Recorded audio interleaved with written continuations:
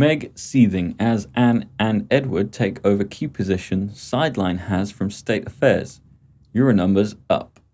Prince Harry and Andrew's royal duties have been discussed in Parliament for the first time.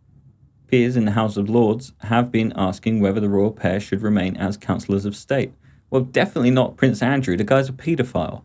This role means they can act as stand-ins for the king. They are both no longer working royals. It is the first time the roles of the Duke of Sussex and the Duke of York as counsellors has been raised in Parliament, constitutional experts believe. His Royal Highness King Charles III is reportedly likely to remove both the Duke of York, Prince Andrew, and the Duke of Sussex, Prince Harry, from a pool of royal substitutes that conduct official routine constitutional duties while he is out of the country.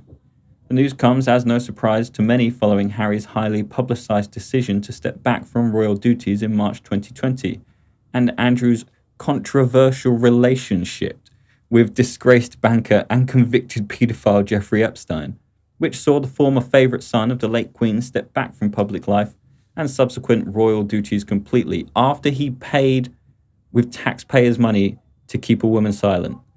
As the first constitutional reform, the reign of King Charles III, once finalised these plans, would avoid any future prospect for both the errant dukes to be involved in affairs of state in the absence of the king. According to the Daily Mail's Robert Hardman, proposals could reach Parliament within a matter of weeks, which would enable the 73-year-old monarch to draw on a wider pool of royal substitutes. This could include his sister Princess Anne and youngest brother Prince Edward.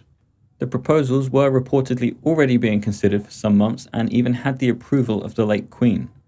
Baron Nicholas True, who served as the government's leader in the House of Lords under Liz Truss and now Rishi Sunak, also suggested reform could be imminent during his parliamentary reply on Monday.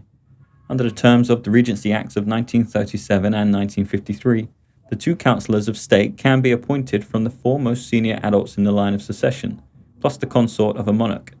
Today, that means the Queen Consort, the Prince of Wales, the Duke of Sussex, the Duke of York, and Princess Beatrice.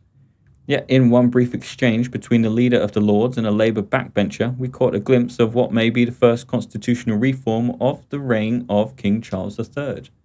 Under the proposals in hand, the King would be able to extend that list at his discretion, with the option to include his two other siblings, Anne and Edward. Reform is not without some sense of urgency, given that the King and the Queen Consort are likely to be heading overseas soon, the first time that the monarch has been out of the country in 7 years.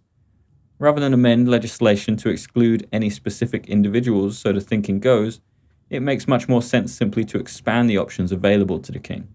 But royal experts have called for them to replace Andrew and Harry, as they are still senior working royals. Many people also agreed that it is good to know someone in Parliament, and the King realised changes must be made to the Regency Act.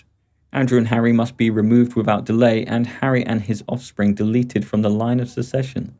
So now, according to the discussion, Andrew and Harry are just sidelined. But once Princess Anne and Prince Edward is on the list, it seems that the role of Harry and his disgraced uncle is almost void. It is said that if Mr. Markle, the trapped one, was so desperate to leave the UK and his royal duties, he may be further relieved. But Meghan Markle will be seething. She's nothing without splashing her Duchess title. If those are eventually removed and neither of them can make a living on their own merits, she's out the door to her next title.